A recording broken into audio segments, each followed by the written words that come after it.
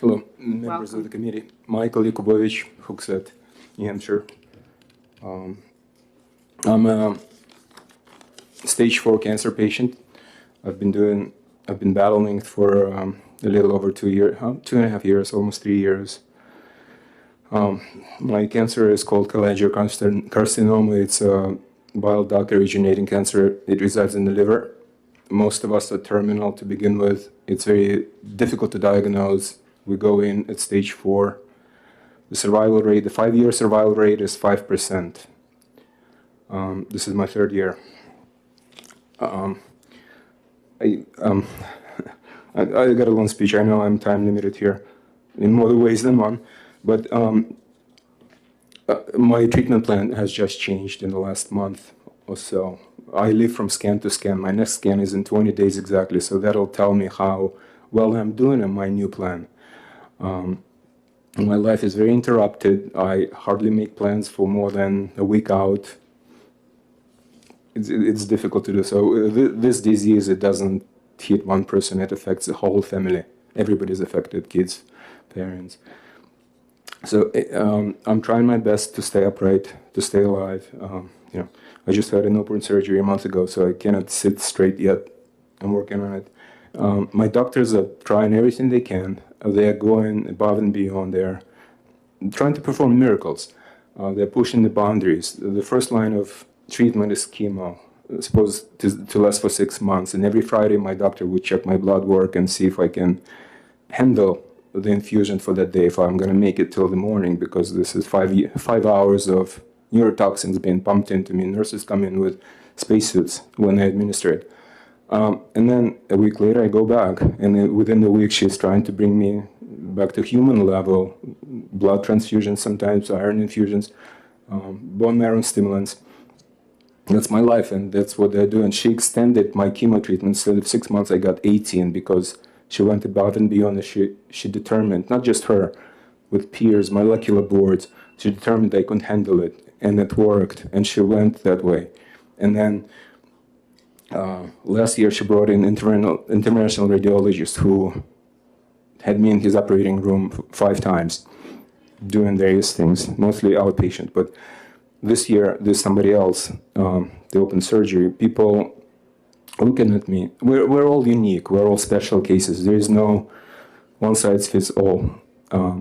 I found that medicine is more art than science. So this year, they got a tumor board together. People, I looked them up. Department head, he makes over $2 million a year. They looked at my case, trying to see what they can do, and they installed the device in me. It's a pump. They normally don't give it to people with meds, but I did so well on other treatments that they give it to me, and they want to see what to do. The pump is continuously delivering chemo to the liver, direct delivery. Anyway, I don't care much about laws, as you can understand. I have other concerns, but I care a lot about my doctors. I don't want them hindered in any way because they're performing miracles. I come to my appointments, I bring them souvenirs, I bring boxes of candy to the nurses. They're so kind to us. I'm sorry. So there are treatments. So mine is very rare. Can I continue? Yeah, for a moment, sorry. Yeah. There are treatments that exist in other cancers that doctors cannot prescribe because of FDA approvals. There's a pill that's been in leukemia for a long time. It took 3 years to get to us. I've been on it for the last year. It worked. It kept me stable. So there are all the obstacles, existing treatments, existing pills, existing devices that the doctors cannot bring to us just because the law does not exist. They need to be protected. I mean, I want them to have all the help you can give them to help us, the patients. And I just have a few more points. And I don't want to sue anybody. I have more important things to do, trying to stay alive. And they already deal with so much trauma and horrors and things they see. And they got a lot of bureaucratic red tape, as you can all understand, dealing with insurances, dealing with regulations. They don't need any more trouble. And we certainly appreciate all they do. Again, I'm trying to minimize their time. And so So the things the innovation is being done right next door. You heard Cambridge is doing research, Boston is there.